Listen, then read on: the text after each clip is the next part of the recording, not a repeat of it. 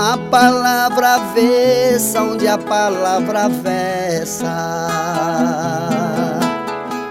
onde o avesso do verso não veste a conversa.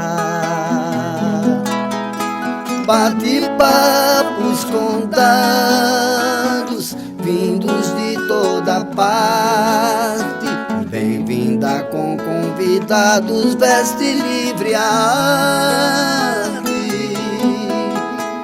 onde o poeta converte versos em canção, do rio ao mar, do litoral ao sertão, convergindo, informando, conversando se cria divertida, diversa conversaria.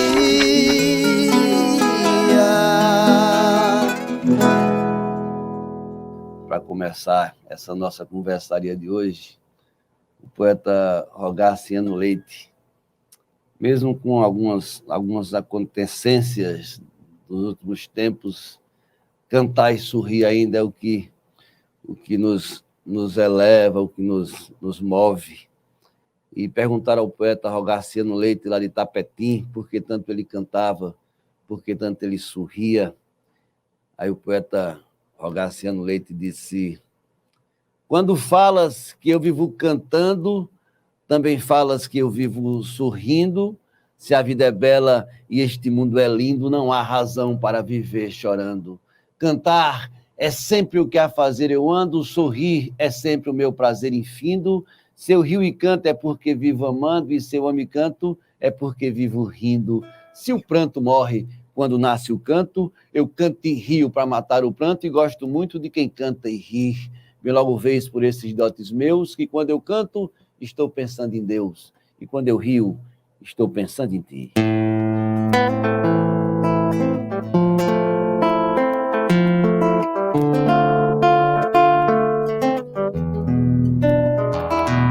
Há tantas direções, brilho de farol, ciclo de marés e suas ondas no vai e vem sem fim.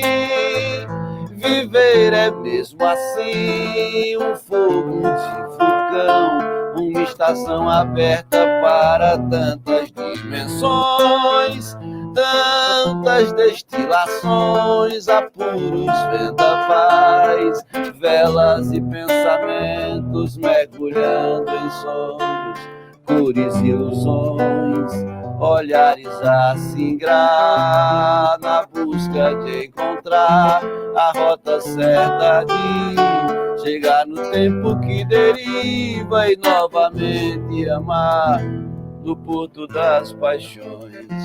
Por toda a minha vida, por toda a minha vida, por toda a vida eu quero amar você. Por toda a minha vida, por toda a minha vida, por toda a vida eu quero amar você. Por toda a minha vida, por toda a minha vida, por toda a vida eu quero amar você. Ei, gente!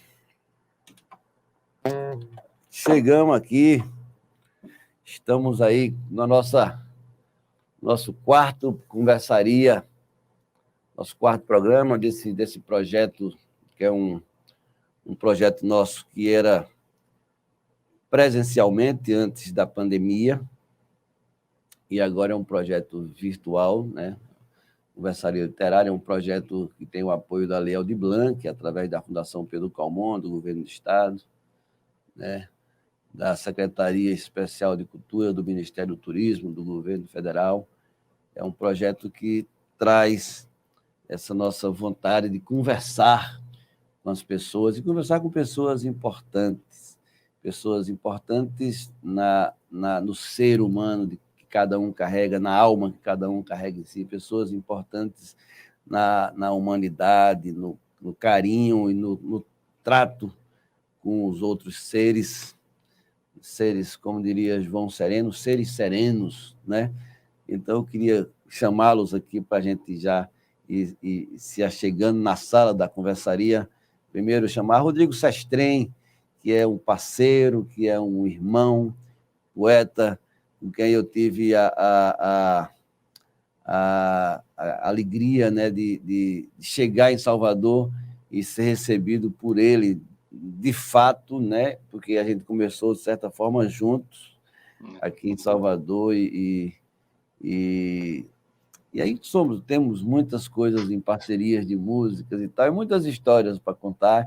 Então, o Rodrigo já está aí na sala. Eu queria também, para complementar, junto com o Rodrigo, essa figura maravilhosa e linda e liberta e forte na palavra, no jeito de dizer a palavra, na poesia.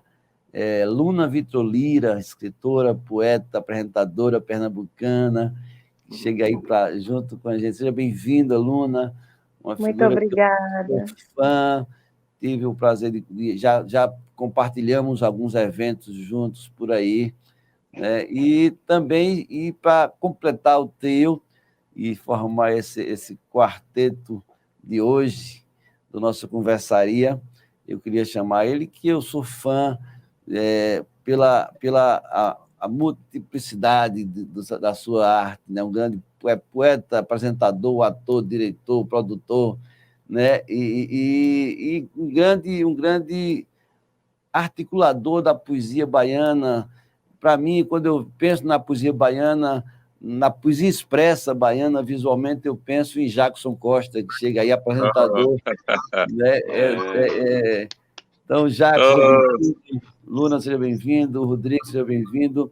A nossa proposta do Conversaria Literária, já que a gente não pode mais reunir presencialmente, e agora muito mais, a gente está passando por uma nova fase do Covid, ou seja, é mais um ano ainda que a gente vai ter que se adaptar, se reinventar. A gente estava falando mais cedo aqui com o Jacques da coisa do celular. O celular virou uma ferramenta muito importante de expressão, né? Então, assim, eu tenho feito oficinas de cordel através do celular, eu vejo gente fazendo live através do celular, então o celular virou uma ferramenta de trabalho, isso é importante. Então, Conversaria traz também, vem por conta de não poder juntar, né, como a gente juntava antigamente, pelo menos por enquanto, né? Enquanto a gente não tiver a vacina, enquanto a gente não acabar com essa ideia de ter arma, e em vez de arma ter vacina, em vez de arma ter livro. Então, acho que a Conversaria tem esse papel também, né? É uma conversa com alegria, mas também com rebeldia, com posicionamento do que a gente faz, do que a gente quer. Então, eu queria começar a nossa conversa, já agradecer a todos vocês pelo aceito. Eu estava falando com o Jacques, Rodrigo e Luna mais cedo, que assim, a gente inventa as coisas, porque a gente tem o dom de inventar, cada um de nós. Mas quando tem quem acredita no que a gente está querendo inventar, fica tão fácil fazer. Então, eu fico muito feliz porque vocês todos acreditam. Quando eu chamo para qualquer coisa, ninguém nunca se recusa, mesmo sabendo que às vezes tem dinheiro, às vezes não tem dinheiro. Normalmente não tem, mas quando tem é bom, né? Então, eu queria agradecer mesmo por vocês estarem com a gente aqui nesse momento tão bacana, nesse momento que a gente passa por um período muito difícil, mas bacana porque a gente pode estar trazendo esses momentos para compartilhar um pouco com as pessoas. Então, eu queria começar essa conversaria com o Rodrigo, que, além desse irmão querido que é, além desse poeta maravilhoso que é, esse multi-instrumentista. Rodrigo toca piano, toca violão, toca flauta, toca tambor, toca horror, como diz o povo na escola. Então, Rodrigo, seja bem-vindo, irmão. A proposta aqui do Conversaria de hoje é falar da literatura, né, no movimento musical, no movimento poético. Então, eu queria que você falasse um pouco de como isso se formou no seu trabalho, na sua carreira, na sua vida, né, na sua inquietude, que você sempre foi um caboclo alto e inquieto. Eu tenho altitude, não tenho altura, né? É verdade. Bom, em primeiro lugar, gratidão, velho, muito grato pelo convite, né? E é uma honra estar aqui com vocês três, né? E quando você jogou esse assunto, né, você me falou, aí eu fiquei pensando, o que é que eu vou falar, né? E aí me veio, velho, lá o início, sacou? que o primeiro livro que eu li sabendo que era livro, assim, que foi um livro mais sério, foi Agatha Christie, você acredita, velho? Eu tinha 11 anos, eu fui na biblioteca do colégio, peguei lá e li. E aquilo ali me trouxe essa curiosidade. E depois meu pai me trouxe Júlio Verne. Eu lembro que meu pai lia muito. Eu acordava de noite, né, para ir no banheiro, eu com 6, 7 anos. E ele estava lendo, 3 horas da manhã. Só que a poesia chegou para mim principalmente na literatura nessa época em que eu estava lendo 20 Mil Léguas Submarinas e adorei e tal. E aí um amigo meu no colégio pediu para trocar. Ele pediu para eu emprestar para ele e disse que me daria um livro em troca para eu ler também. E me deu a Antologia Poética do Vinícius. E eu tinha 11 anos, velho. E aí eu lembro que eu li a brusca poesia da Mulher Amada, não entendi nada, fiquei, né, aquela coisa. Mas eu li um poema chamado A Ilha do Governador. E ali deu um clique. Ali deu um clique. Foi ali que tudo mudou, assim, para mim, né? Então, Vinícius foi quem me trouxe essa paixão pela poesia. A partir daí eu fui lendo, eu leio tudo, né, velho? Eu sou, como diz o Luiz Fernando Veríssimo, Gutenberg maníaco, né? Eu preciso ler. Então, se eu vou tomar banho, eu tô lendo a bula do shampoo, aquelas coisas, né? E então eu leio desde Machado de Assis, né? Já li Machado, Graciliano, tudo, até Harry Potter, né? E eu acredito que a literatura, a arte em geral, mas falando da literatura, ela é de uma grande importância para a gente, né? Para todo mundo, mas falando de mim, né? Eu não posso falar por todo, mas porque me dá repertório, né? Eu sinto que é o grande trunfo para a gente ter o que falar, para a gente ter o que pensar, Uhum. até para discutir, inclusive, porque é importante ler, mas é importante ler também e criar um senso crítico, né? Porque nem tudo que a gente lê é necessariamente verdade. E eu É, acredito nisso, acredito que me trouxe esse repertório, me traz esse repertório. você falou da Agatha Christie, essa semana eu fui em Uauá, tem um camarada em Uauá que tem uma casa só de livros, né? Sim, E aí eu tive lá essa semana para deixar um CD que ele comprou, um vinil e tal, fui levar lá para ele, conversar um pouco, e ele me falando assim, que ele tem uma casa, ele alugou uma casa só para colocar livros, entendeu? Assim, muito bom, né? nem toda biblioteca tem o que ele tem de livro lá, impressionante isso. E aí ele falando que assim, começou também a ler Agatha Christie, que era um livro que chamava mais atenção pela idade, porque tinha a questão da ficção, da cor policial e tal, enfim. Mas, Rodrigo, uma coisa, assim, das suas composições poéticas, musicais, tem alguma que veio a partir de uma leitura de um livro, assim, especificamente? Rapaz, não, que eu me lembro assim especificamente não, mas eu acho que todas vêm, né? Porque o grande trunfo, a grande qualidade da minha música, assim, eu acho, é a letra, né? Que é muito da minha convivência também com grandes poetas como você. Você é meu grande professor de cordel, você sabe disso, né? E de ouvir muitos grandes poetas e poetisas, né? Nas canções, tudo.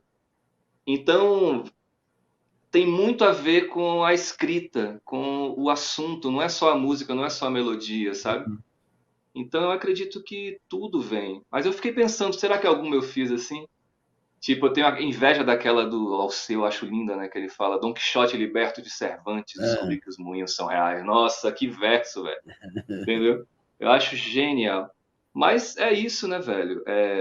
Tudo que você lê e que te toca vai te formando. Uma das coisas que eu li muito, Mavi, na minha infância, eu lia muito mais na infância até, porque hoje eu sinto que a gente está um pouco, ao mesmo tempo em que essa ferramenta do celular e da tela é muito boa, ela também é uma armadilha, né? Então a gente fica meio preso, eu também ando meio hipnotizado muitas vezes pela tela. E eu lia, meu pai tinha uma coleção de Malbataan, sabe? O homem que calculava tudo. calculado. E tem uma coisa do Malbataan que mexeu muito comigo, porque eu tenho essa coisa da memória. Eu não lembro muitas coisas, né, do que eu li, detalhes e tal. E aí tem uma parábola dele, que eu fiquei com vontade de contar aqui, que o cara chegou para o Confúcio e disse: Mestre, eu tenho alguma coisa, algum problema, porque eu leio, leio, leio, e não fica, eu não absorvo, eu não lembro. E eu queria saber se tem alguma solução ou se eu desisto. Aí o Confúcio olhou para ele e disse: pega aquele vaso. Aí ele pegou o vaso, olha para dentro dele, olhou, estava sujo. Tá sujo, mestre. Joga água. Aí ele encheu de água. Agora esvazia. Aí ele esvaziou. E aí, como é que ele está agora? Está mais limpo. Pois é, a água não ficou aí, mas ela fez o que tinha que fazer, ela fez a transformação dela. Sabe? Então não tem como não influenciar se você lê realmente coisas que, sabe, que te transformam, que te movem. É isso. Pô, Rodrigo, fica aí. Fica aí, daqui a pouco a gente tem que ter mais conversa, tem música, tem poesia. Eu vou convidar a Luna para ela vir aqui também com a gente. Luna, querida, me fale aí, você. Eu sei que você está na correria também, como todos nós, os projetos, as coisas, porque a gente não para, né? Mesmo dentro de casa a gente fica correndo, feito doido. Então, me fala aí da importância da literatura na sua poesia e principalmente na sua luta, já que a sua poesia é uma ferramenta de luta, de espaço, no lugar de espaço e no lugar de fala. Me fale aí dessa importância da literatura nesse seu caminhar, na sua trajetória. Ei, Mavi, bom dia a todo mundo, bom dia a todo mundo que está assistindo. Mavi, obrigada pelo convite e pela pergunta, porque uma vez eu tive uma conversa, na verdade, com Marcelino Freire, e ele disse assim: Luna, sempre que você estiver se questionando sobre a sua vida, sobre o sentido da sua vida, sobre o seu trabalho, se pergunte, se tirar a literatura, o que é que fica na sua vida? E aí eu me dei conta que se tirasse a literatura não ficaria muita coisa não, Mavi. Porque a literatura me deu um sentido para a vida, me deu um trabalho, me deu consciência sobre a minha existência, me fez entender sobre o futuro, sobre o passado, sobre propósito, trajetória, travessia, ancestralidade. Então a literatura me formou e eu sou muito grata ao caminho que me trouxe até ela, que foi a partir do Cordel do Fogo Encantado. Eu sempre digo muito isso e sempre falei para o pessoal do Cordel que a minha vida é uma declaração de amor a eles, assim, porque a poesia chegou para mim através deles, e quando eu digo que chegou através deles, é que eu tive contato com livros, sim, na infância, tive contato com minha família, sendo muito leitora dentro de casa, minha mãe também lia muito, Agatha Christie, enfim, né? Lia-se Harry Potter aqui em casa. Mas quando eu vi o show do Cordel, eu tinha 9, 10 anos de idade, minha mãe já gostava muito do Cordel do Fogo Encantado. Foi a primeira vez que eu vi a poesia acontecendo no corpo, no gesto, na voz, com toda a sua potência, com aqueles tambores todos. Então, eu percebi que existia algo que ia muito além dos livros, e isso me fez entender o poder da oralidade, desses saberes que são ancestrais, porque a nossa voz é uma tecnologia ancestral. Então, o meu início tem muito a ver com isso, tem a ver com a voz no corpo, e depois é que eu começo realmente a caminhar nesse trajeto aí dos livros, da literatura escrita, né, dos cânones. Mas tudo começa para mim a partir do cordel, que foi o que me levou para o Mercado da Madalena, onde eu encontrei muitos e muitos e muitos e muitas poetas fazendo encontros, saraus. Na época, eu lembro que o pessoal do Fim de Feira fazia um projeto ali no Mercado da Madalena, que tinha um palco do lado de fora, e todo sábado tinha encontro na cachaçaria do Mercado da Boa Vista. Então, eu, quando fui para São José do Egito, logo depois de conhecer o pessoal, que via a poesia sendo uma forma de vida, muito mais do que uma forma literária, eu comecei a querer aquilo para mim. Isso me despertou muito. E a minha relação com a poesia oral, com a voz, me fez investigar também, na minha família, quem tinha relação com a oralidade, com a cultura oral. E era o meu avô por parte de mãe, que eu não conheci. Então, ele tinha relação com o cavalo marinho, com o maracatu, e tudo isso tem a voz, tem a poesia, tem a palavra improvisada, inclusive. São José me trouxe essa energia da compreensão, inclusive da minha ancestralidade na família, nessa relação com a poesia. E eu começo trabalhar mesmo meus primeiros cachês com um projeto chamado Agente da Palavra. Tem os agentes de saúde que batem de porta em porta para verificar a água, levar uma informação importante sobre saúde. E o Agente da Palavra levava poesia para a casa das pessoas. Eu batia de porta em porta para declamar poesia. E comecei, antes mesmo de escrever e declamar os meus poemas, declamando poemas de Chico Pedrosa, poemas de Severina Branca, poemas de Mocinha de Passira, Rogaciano Leite, todo esse repertório do Pajeú. Eram os poemas que eu declamava.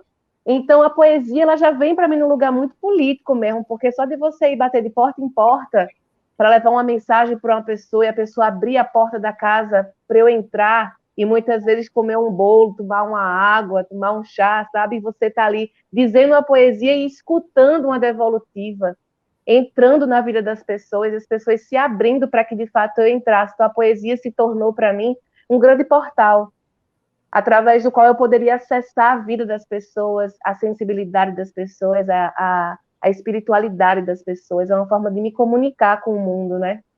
Então, para mim, já começou muito no lugar político, porque, inclusive, eu entendendo que eu estava entrando na casa das pessoas para dizer poesia, isso me trazia uma autorresponsabilidade muito grande sobre tudo que eu estava dizendo.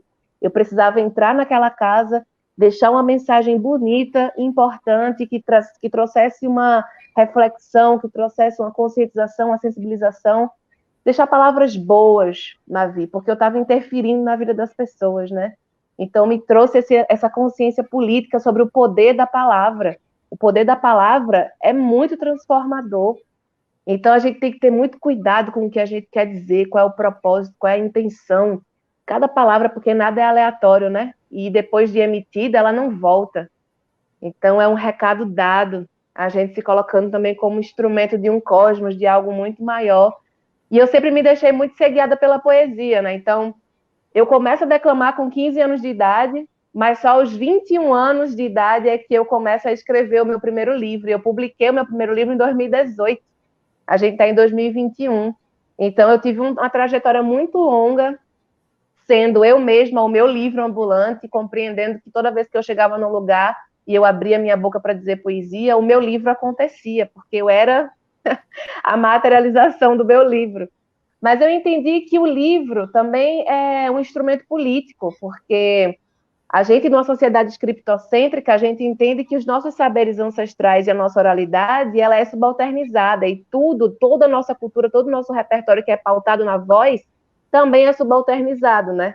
Justamente pela supervalorização dessa literatura escrita, canonizada, com essa referência eurocêntrica, que são os cânones da nossa literatura brasileira. Então, por isso eu insisti em publicar, porque eu sabia que a publicação também seria um posicionamento político que me levaria todas as minhas mensagens para lugares onde eu preciso também ocupar. E isso me fez ser finalista do Prêmio Jabuti em 2019, por exemplo, e participar de grandes festivais de literatura, como a Flip Paraty, por exemplo, a Balada Literária, a Festipoa Literária, a Flipelô, lá em Salvador.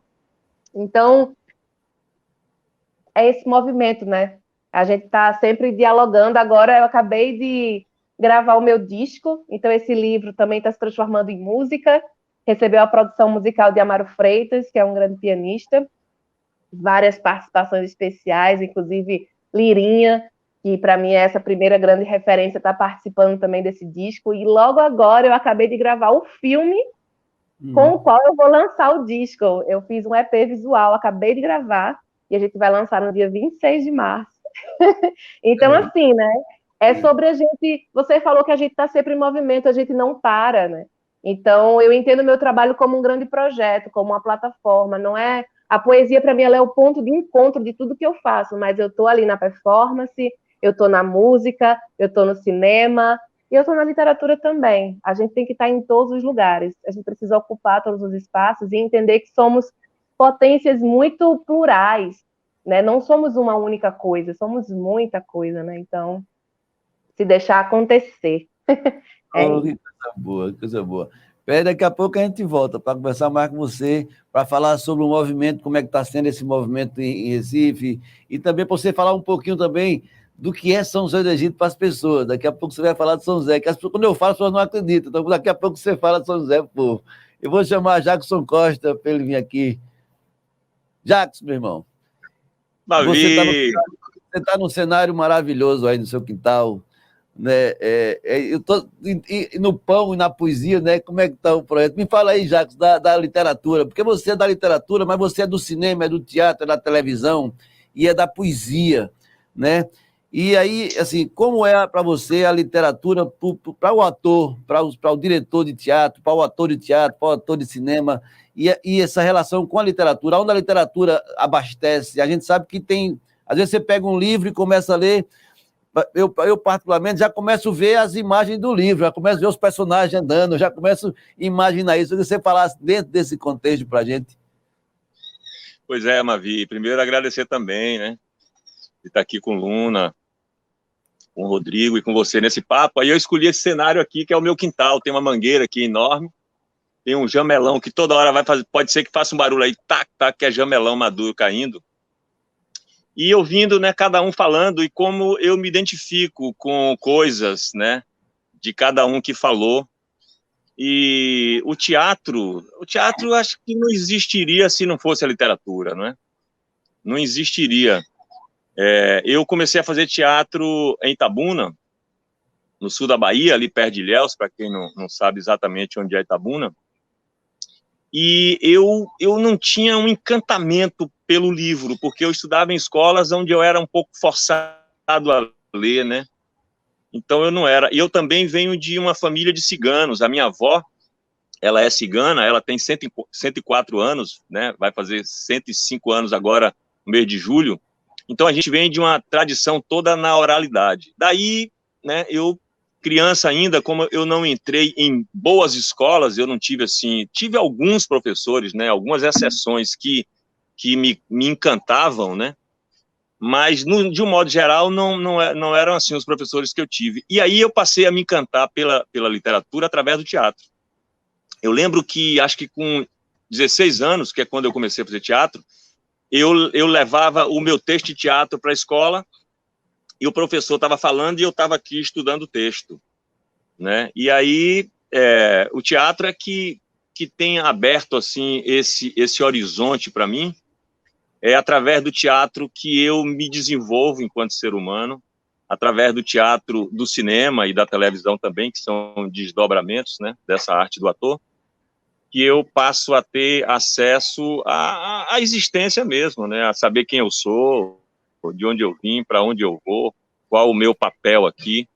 E é onde também eu começo a perceber essa coisa que você fala das imagens nas palavras, né? As imagens que estão nas cenas, quando tem uma cena de diálogo numa peça de teatro, e também, e principalmente, as imagens nos poemas, né? Muitas vezes as pessoas chegam para mim e falam, poxa, que memória que você tem, como é que você consegue dizer e memorizar o Navio Negreiro, embora eu não diga ele todo, mas eu digo partes, né? De todas as partes eu digo alguma parte, e eu dizendo ele dura em torno de 8 minutos, então as pessoas ficam assim impressionadas. E aí eu explico sempre que é um filme, né? Ali eu vejo um filme, eu estou contando uma história através das palavras, e esse é o meu ofício enquanto ator, que trabalha essencialmente com poesia, né? A primeira coisa que eu fiz no teatro foi dizer um poema de Augusto dos Anjos, um poema negro, que é um poema punk, né? E belíssimo, que tem assim uma infinidade de imagens, né? Muito, muito belas. Então, a gente sabe, né, que a literatura, que a educação, né, onde a literatura se encaixa, ela é capaz de transformar a sociedade. E uma sociedade que não lê, né, que não dá valor ao livro, à leitura, ela fica um pouco que parada no tempo, né? E nessa profissão da arte, né, da música de Rodrigo, né, da poesia mesmo, escrita de Luna, você, que é um poeta magistral, que tem um conhecimento, assim, da estrutura da escrita, que eu, por exemplo, não tenho. Eu tenho muito mais um encantamento mesmo pela palavra. E Luna falando de como ela se encantou pela poesia através do cordel do Fogo Encantado, né? Quer dizer, a maneira de dizer poema é que também aproxima a poesia do povo, né? Muita gente diz que não gosta de poesia, mas é porque não viu ainda um Cordel do Fogo Encantado, não vi um Chico Science dizer poemas com aquela estrutura musical. Quando eu vi Chico Science, eu falei, é isso aí que eu quero, que eu busco a vida inteira, né?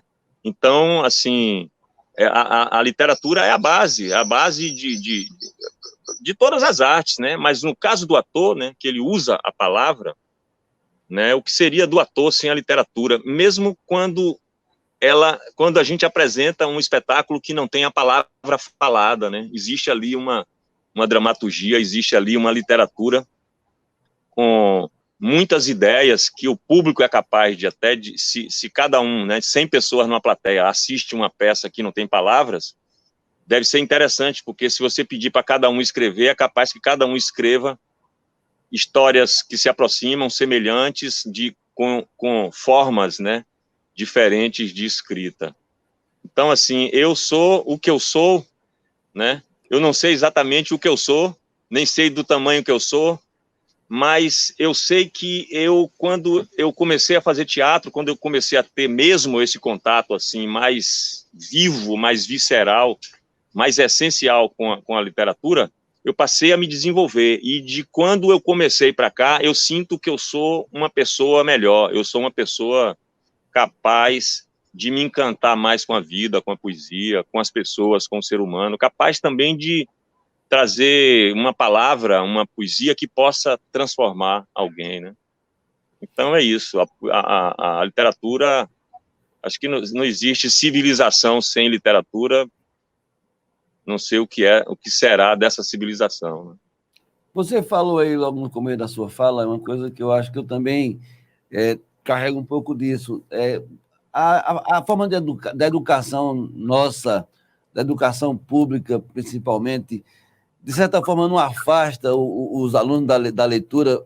O que é que precisa ser feito para que esse aluno seja? Por exemplo, você vai numa escola hoje, ela tem uma biblioteca, as que têm biblioteca, né, também, nem todas têm, mas não existe uma política de aproximação dos alunos com essa biblioteca, com esse livro, né? Assim, então, qual seria como o Rodrigo falou, da questão do celular?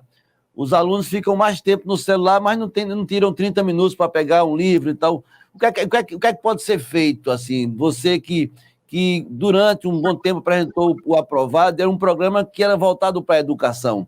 Então, você circulou muito a Bahia e viu muita coisa. Então, tem algum mecanismo, alguma forma que a gente possa também, de alguma forma, aproximar mais, facilitar mais essa leitura, dar mais prazer a essa literatura? Mavia, assim, obrigado por você fazer essa pergunta para mim, e se eu puder citar alguns exemplos, você é um exemplo disso, né? De um professor, porque aqui em Salvador você circula pelos cursinhos, pelas escolas que convidam você para você falar da estrutura, né, da literatura de cordel. E o que é que eu sinto que falta? Falta arte, falta o encantamento, não é? Falta aquele professor que chega e que ele começa a falar e que a gente quer ficar ligado nessa figura.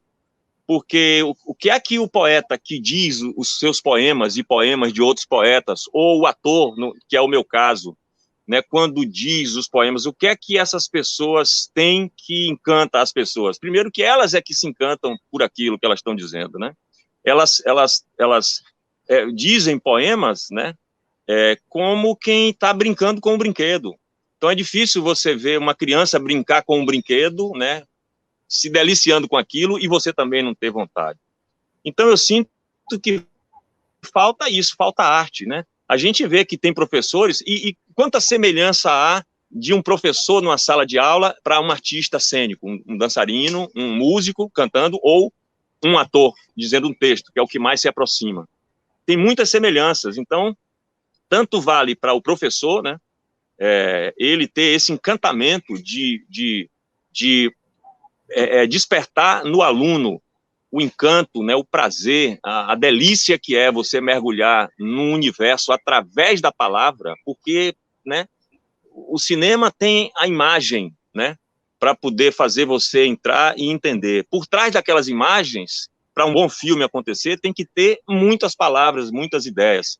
Mas o livro, ele pode nos levar a lugares que poucas vezes o cinema nos leva, a imagem pronta nos leva, né?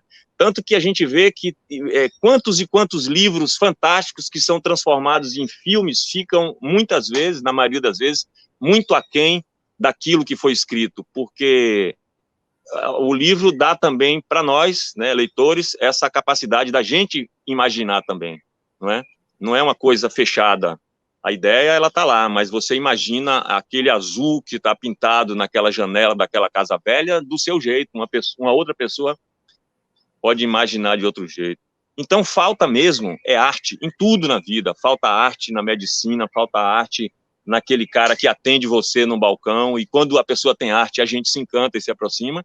E falta arte, principalmente, no educador na sala de aula. Às vezes depende da estrutura da escola, mas se o educador traz essa ideia com ele, ele pode cativar também a escola e, através dele, a escola se transformar. Você faz isso e faz muito bem em Salvador. Bom, Jackson, é isso. Daqui a pouco a gente vai falar um pouco mais dessa arte, e onde essa arte também entra na culinária. Daqui a pouco eu lhe chamo de volta. Fica aí, que eu vou chamar Rodrigo Sestrem para... Rodrigo, a gente volta. Eu queria que você falasse um pouco para a gente aqui agora da sua experiência com o cinema, com o teatro, com o brincante, com as coisas que... com a artista de rua que você acabou se tornando, e com grande talento. Inclusive, eu queria que depois você declamasse aquela poesia que você fez. O Cordel do Chapéu.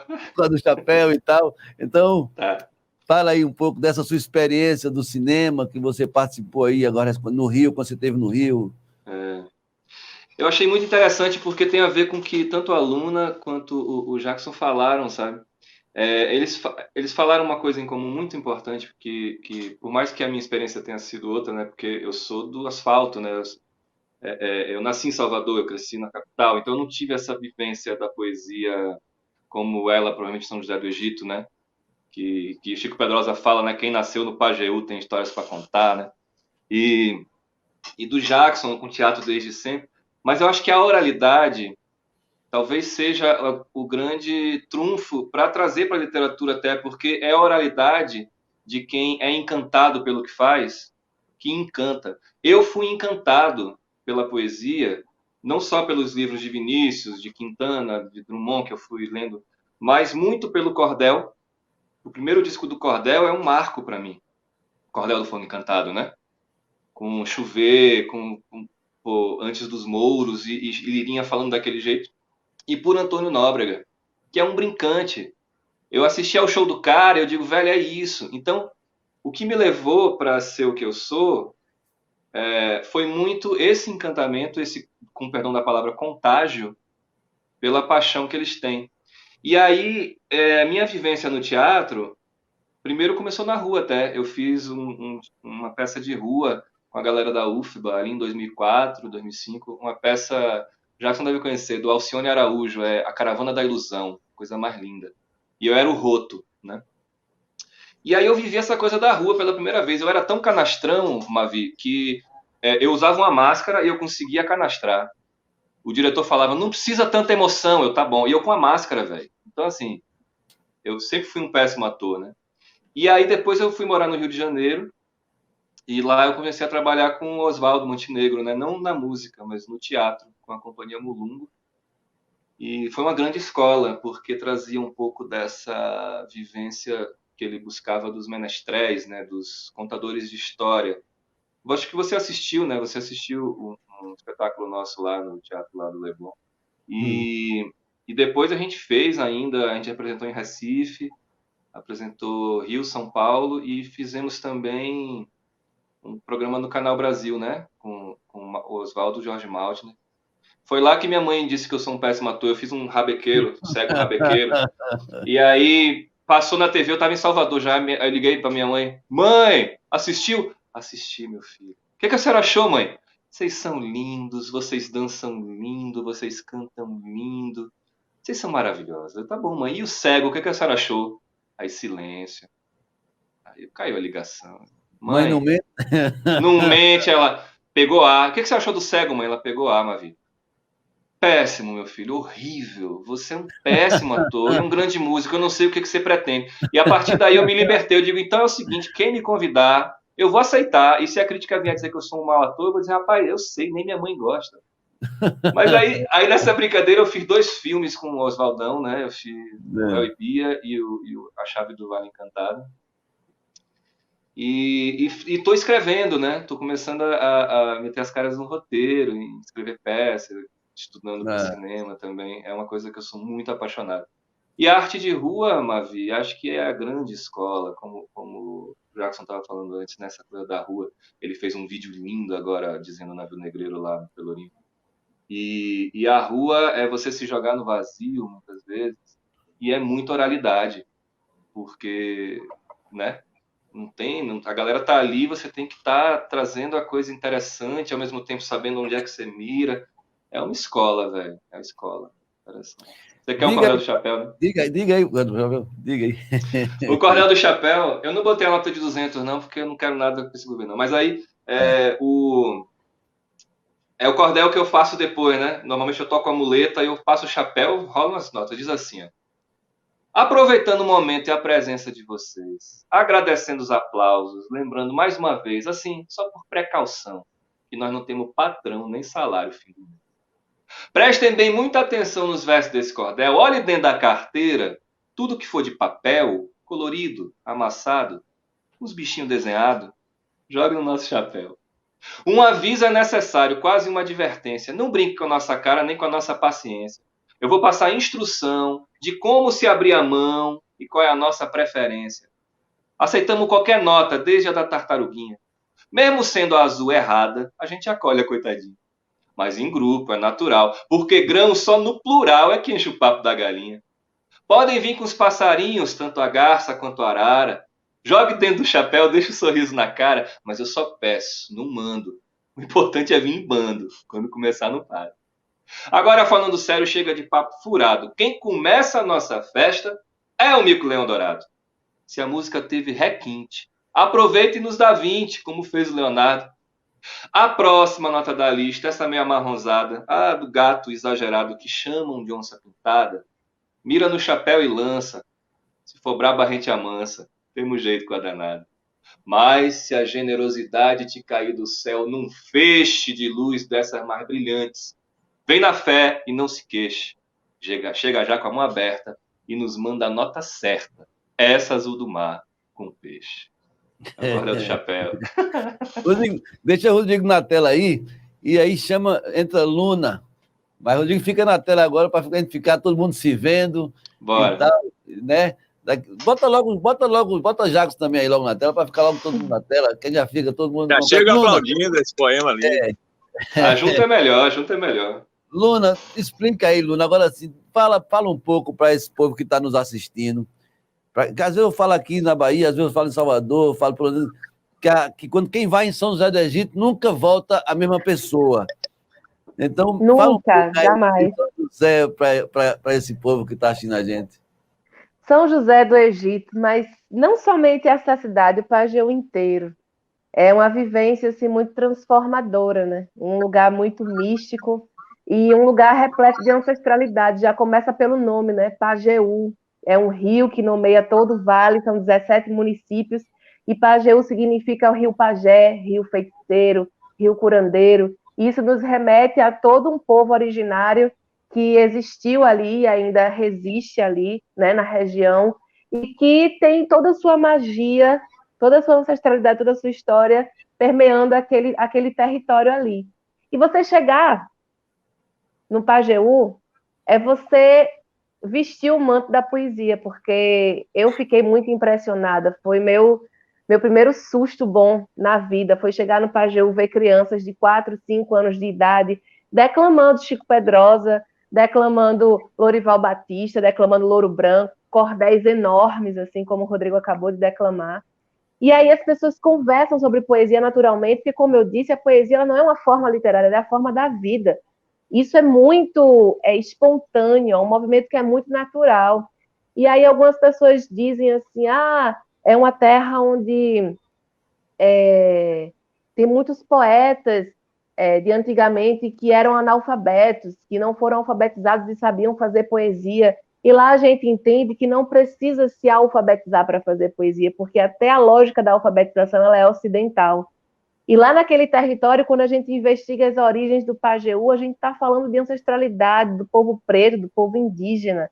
Então, oralidade, é esse movimento do corpo, essa ligação com o cosmos. Então, por isso que a poesia ela é espontânea. As pessoas falam rimado, naturalmente. Você puxa uma conversa, de repente sai um mote e alguém já responde com uma cestilha, com uma décima, e o improviso ele existe dentro desse movimento da conversa, da conversaria, que é natural. Então, quando eu cheguei lá, que eu vi pessoas fazendo roda de glosa, que não é a mesa de glosa especificamente, porque a mesa ela é já dentro de um evento, né? Tem uma formalização, tem regras e tudo mais, mas a roda, que é aquele círculo espontâneo no meio de uma farra, dentro de casa, no meio de uma festa, você chega lá e encontra a Festa do Louro, que é uma grande festa que movimenta toda a região e pessoas que saem de outros estados do Brasil, pessoas que vêm de fora do país para ir para uma festa de poesia no sertão de Pernambuco, sabe? E como a gente está conseguindo, a partir da poesia, ressignificar e reelaborar a nossa identidade, porque na nossa trajetória histórica, o sertão ficou muito marcado como um lugar miserável, como um lugar de morte, como um lugar incivilizado. E quando as pessoas chegam no sertão e conhecem, de fato, a vivência dessa realidade, percebe que a magia, o encantamento, o poder da poesia e da vida é muito maior do que essa caricatura que foi elaborada historicamente. E isso é em Tabira, é em Afogados da Engazeira, é em Tuparetama. Cada município desse tem sua festa, né, de poesia. Tem o Pajeú em poesia, tem o Balaio lá em Tuparetama. Cada lugar vai ter seu movimento, né? E a gente está falando só do Pajeú, e tem vários outros sertões em Pernambuco que também são conduzidos por essa energia da poesia. Então, minha gente, vocês que estão assistindo, final de ano, começo de ano, vamos embora para o Pajeú, que tem a Festa de Louro, 4, 5, 6 de janeiro. Eu já vivo assim, Mavi. Minha gente, eu já vivo todo canto que eu chego, eu saio falando do Pajeú, eu já convido para a Festa do Louro. E muita gente vai, se encanta e não deixa de ir. E é muito interessante, na minha pesquisa, só para complementar, eu acabei de fazer a minha dissertação de mestrado e foi sobre a mesa de glosas, falando inclusive sobre a identidade também do Pajeú e exemplificando com a mesa de glosas, né? Como é que a mesa representa essa identidade, essa digital aí, pajeúnica, como se diz.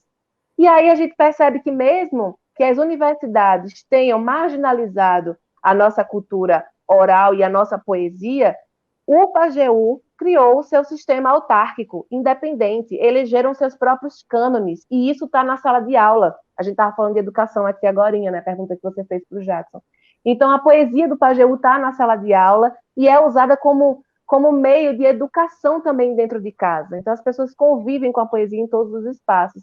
E eu queria só contribuir um pouco com essa pergunta da educação, porque eu acho que, na verdade, o que a gente precisa é de uma reformulação desse ensino, porque eu me formei em letras e eu sofri várias frustrações durante essa trajetória acadêmica, entendendo que essa literatura não dialoga com a nossa realidade, porque ela é euro-referenciada. A gente está falando do Ocidente, o Brasil não faz parte do Ocidente.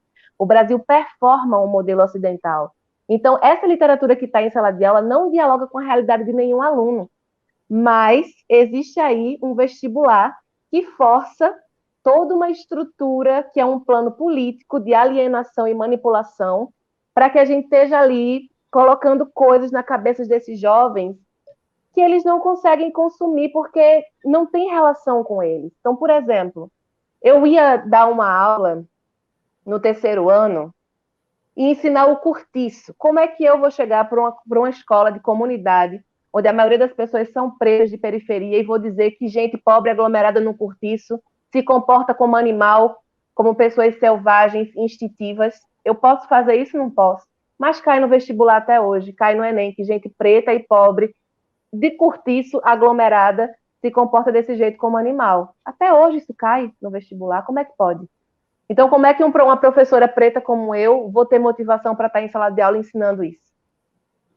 Não tem condição. O ensino precisa ser reformulado. É preciso estar em sala de aula Conceição Evaristo. É preciso estar em sala de aula Mocinha de Passira, Severina Branca, Chico Pedrosa, Elisa Lucinda, É preciso que a gente traga o que de fato representa a nossa literatura brasileira para que tanto professores como jovens alunos consigam se ver nessa literatura. Porque falta muita representatividade em Cecília Meirelles, em Vinícius de Moraes, em não sei quem lá, nesse povo todinho aí que é branco e que reproduzia um modelo europeu de literatura, que não está dentro da realidade do Brasil.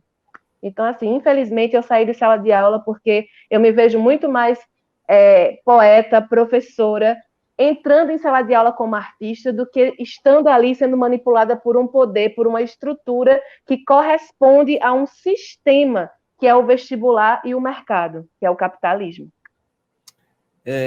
Luna, eu queria, então, inclusive esse ano é o ano do centenário de Paulo Freire, né? Um ano importante para fazer essas incursões, essas mudanças, né? Mas eu queria que você dissesse uma poesia para a gente, para poder passar para Jackson Costa com uma poesia sua, uma poesia de luta, uma poesia que lhe represente. Vamos nessa, abre alas. Eu disse assim: não aponte minha cor, não ria do meu cabelo, não me chame de mulata, não sou parda, bronzeada, exótica, mestiça, morena escura, nem morena clara. Sou mulher preta, irmã guerreira de Dandara, de trança, black, dread, liso, cacheada. Sou senhora do meu corpo, da minha vida, do meu lugar de fala. Abre alas, que trago na pele palmares a beleza de meus ancestrais. Trago no peito a voz da memória do canto dos canaviais. Trago no corpo a nossa versão da história que nunca foi contada. Abre alas que sou mulher preta e andarei por onde quiser porque sou livre e não serei mais violentada, silenciada, invisibilizada. Ser mulher preta é ter força. É o meu poder, não a minha sentença. Ser mulher, ser preta e ser respeitada. Apanhei por ser gorda, menina preta e pobre. Cresci ansiando pelo dia em que minha pele aos poucos começaria a clarear. Deixei de ir à praia, de brincar na rua. Usei mangas longas para esconder os braços do sol. O meu cabelo, que não tinha gravidade, era crespo e se agarrava nas coisas. Alisei. Não era bonita, não era magra, não era branca. Era gorda. Menina preta e pobre. Ninguém me avisou que apanharia por isso. Ninguém me avisou que não seria amada por isso. Morri várias vezes e várias vezes sonhei ser mulata. Mulher fruta dessas que ao menos a desejada atraía olhar de homem branco que não me xingasse, que não me batesse a mão na cara. Sai daí, Bombril. Cabelo pichain. Saci, carne de vaca. Era eu? Tudo isso era eu e tinha gente que dizia: eita, que essa menina deu sorte. Vai sair da senzala, nasceu com o nariz afilado e nem é tão escurinho assim, vai clarear quando crescer. É só ter paciência que vai ser parda. Parda poderia ser rainha, deusa, musa de poeta, poderia ter voz, lugar na mesa da sala. Parda poderia ser parda. Nada mudou? E eu, gorda, menina parda e pobre, continuei apanhando até descobrir que Deus é uma mulher preta e me aceitar. E eu não tô só. Eita. Já receba, Jackson Costa. Chega pra cá. Que maravilha. Coisa linda esse poema. Então, eu também comecei fazendo teatro na rua, né? Teatro de rua. E Rodrigo estava falando, é interessante, porque assim, dificilmente você vai estar numa rua e você vai conseguir parar alguém se você for para aquela coisa declamatória do poema. A fala, naturalmente, vai ter que entrar ali como um transeunte mesmo, né? Aquele mercador de rua, o feirante, né? Aí a poesia ganha vida, a poesia está no corpo como uma fala da pessoa e não como uma coisa lá da literatura. Mas eu quero dizer um poema, Mavi. Rodrigo falou o poema do chapéu, né, dele. Aí eu tô aqui com alguns chapéus. Eu quero dizer um poema trocando de chapéu. Só para ver se dá certo uma brincadeira com o Tecendo Amanhã, de João Cabral de Melo Neto, que ele diz assim: um galo sozinho não tece um amanhã. Ele precisará sempre de outros galos. De um que apanhe esse grito que ele e o lance a outro. e de outro galo que apanha o grito de um galo antes e o lance a outro, e de outro galo que com muitos outros galos se cruzem os fios de sol de seus gritos de galo para que amanhã, desde uma tela tênue, se vá tecendo entre todos os galos, se encorpando tela entre todos, se incorporando em tenda, onde entrem todos, se entretendendo para todos no todo amanhã que plana livre de armação. Amanhã, todo de um tecido tão aéreo que tecido se eleva por si, luz, balão. Eu errei o poema aí no meio, porque foi um monte de chapéu para lá para cá, mas eu quis usar esse monte de chapéu que eu tenho aqui, né? E também porque esse poema está falando dessa manhã que a gente está tecendo aqui, né?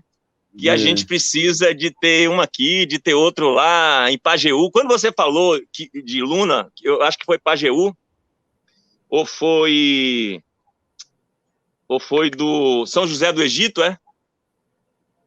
que olha o poder da imaginação pela palavra. Você falou assim, a pessoa você vai no Pajeú e nunca volta a mesma pessoa. Aí eu imaginei assim, eu vou Jackson e volto Luna.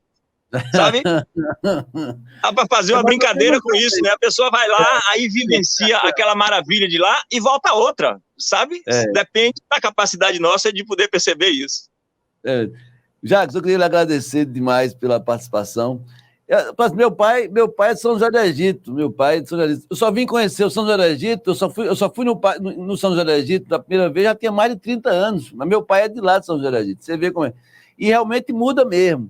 Então, Jacques, eu queria lhe agradecer e deixo agora você para fazer suas considerações com a poesia, com o verso, alguma coisa que você queira deixar para a gente nessa manhã. Mavi, eu que quero agradecer a você de estar aqui com Luna, com o Rodrigo. Então, eu vou fazer o seguinte, vou dizer um poema de Ramon. O Rodrigo deve conhecer, você conhece, mas Luna não conhece. É um cara que já está no andar de cima, Luna, e ele brinca com as palavras dessa forma. Eu não vivo a tomar banho no Rio Grande do Norte, nem a tomar banho no Rio Grande do Sul, porque só vou ao Rio de Janeiro em janeiro. Para que ficar com esse sabor acre das agonias brasileiras, estrangeiras, catastróficas universais? Eletronizar a cabeça Sergipe? Ora, o Colômbia, já está de volta à terra. Eu sou daqueles que ama Amazonas, ama Pacas. Das histórias brasileiras, a própria história Alagoas. Ir para o mar? Não. Mar tem boca de fome. Eu sou como os matutos do norte do Rio Macuco da minha terra. Quando pescam à noite, gritam de suas canoas. Tem Piauí, baixinho para o peixe não ouvir. Se tem alguém doente na roça, botam na maca, pá, chega na cidade. Quem é que manda a procissão parar? Parar?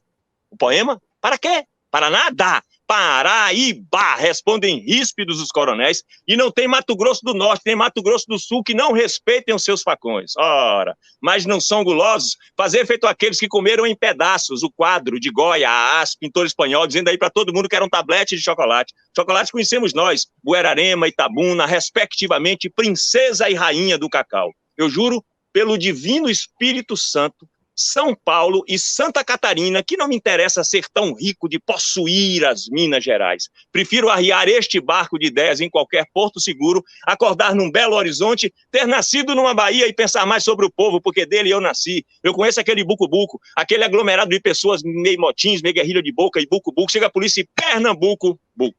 Se ficou faltando algum estado, o meu está de graça, mas a culpa foi do território do coronel Fernando de Noronha, Roraima e Rondônia, que entraram neste prosoema, Luna, Procê, Ará, Toca, Tins, Palmas, Ramon Vani. Eu esqueci um, ele fala se eu esqueci, né? Se não fosse tanta fauna e tanta flora, o Brasil ia, leia-se Brasília. Obrigado, Mavi. Obrigado, Jackson. Rodrigo Sastem, você, vem de lá. Eita, então, rapaz. Obrigado pela participação. Então... Eu que agradeço, nossa. Eu queria terminar com um poema também, agradecer muito o Jackson, que é um grande mestre, um grande ídolo, né? Eu acompanho muito o trabalho dele desde sempre, um grande amigo. Você, né, meu professor, meu irmão. E Luna, que honra te conhecer, velho. Que poesia fortíssima. Depois eu vou te mandar uma que eu quero, que ela é maior, mas eu vou fazer uma mais curtinha aqui, que eu acho que é importante pra gente... Eu gosto de terminar com ela as coisas, que fala de estar junto, né? Da importância da gente estar junto. É um poema que eu escrevi chamado Fusão. E agradecer por esse encontro que a gente teve hoje, né? Diz assim: Se quiser colher, acolha. Para ser árvore não basta uma só folha. E uma árvore só não faz floresta, é deserto. E a areia é o que resta. Mas até mesmo a areia é junta. Uma só é só grão, é defunta. Morre e vai só num pé de vento. Mesmo tempo é um punhado de momento.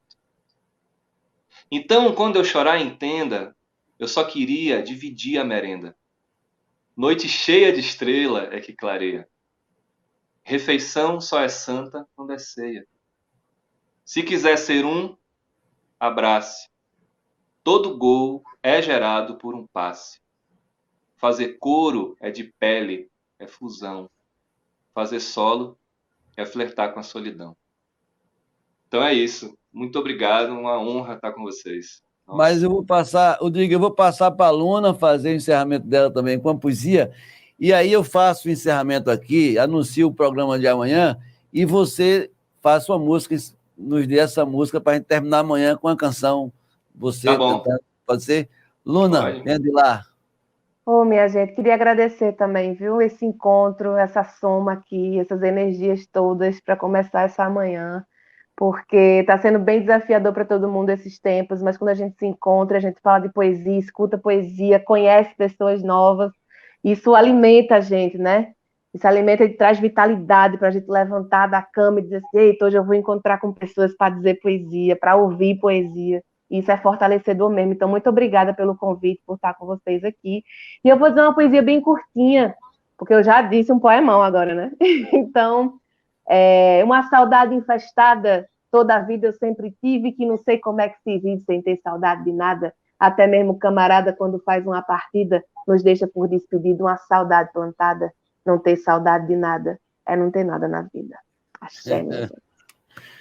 Bom, gente, a gente vai finalizando esse programa, é o nosso quarto Conversaria.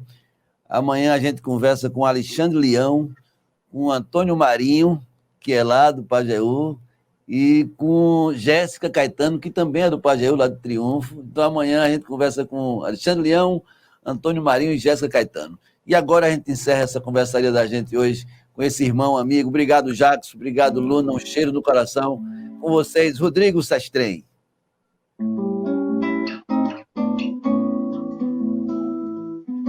Teu silêncio é um grito que me cega, e é tamanha a entrega que me queima.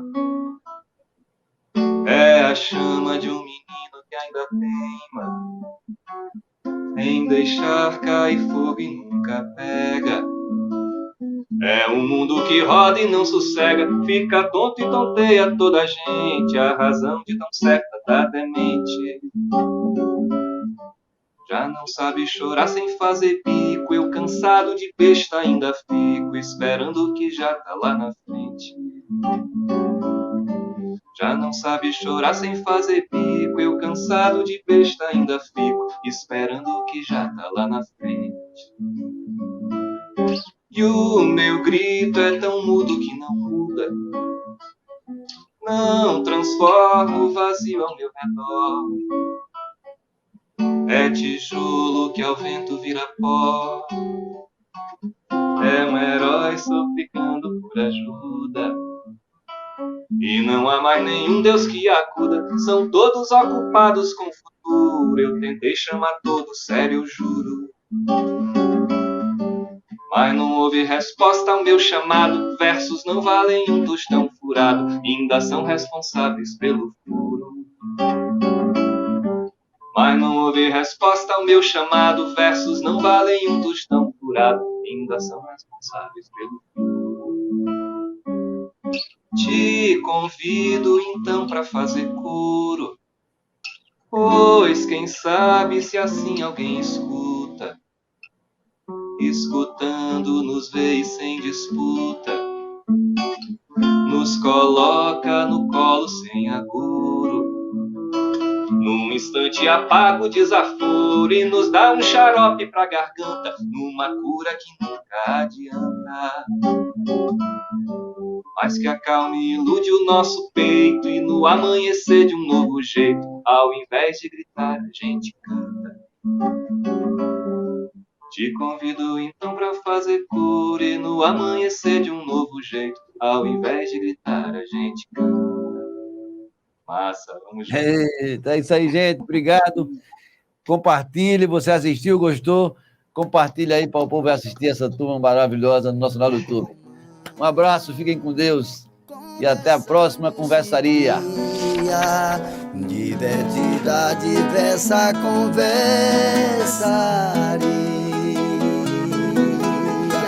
Divertida, diversa conversaria.